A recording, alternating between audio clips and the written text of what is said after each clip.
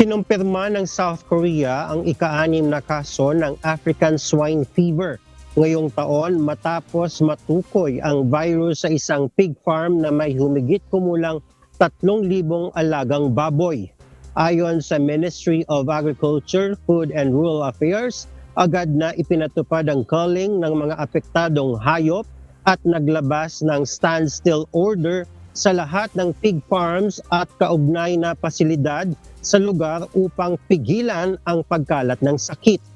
Bagamat hindi ito nakahahawa sa tao, nakamamatay ang ASF sa mga baboy at wala pang bakuna o lunas. Kaya itinuturing itong malaking banta sa supply ng karne at kabuhayan ng mga magsasaka. Iniutos na rin ng pamahalaan ang mas mahigpit na quarantine at epidemiological investigation upang matukoy ang pinagmula ng outbreak at maiwasan ang pagkalat nito sa iba pang bahagi ng bansa.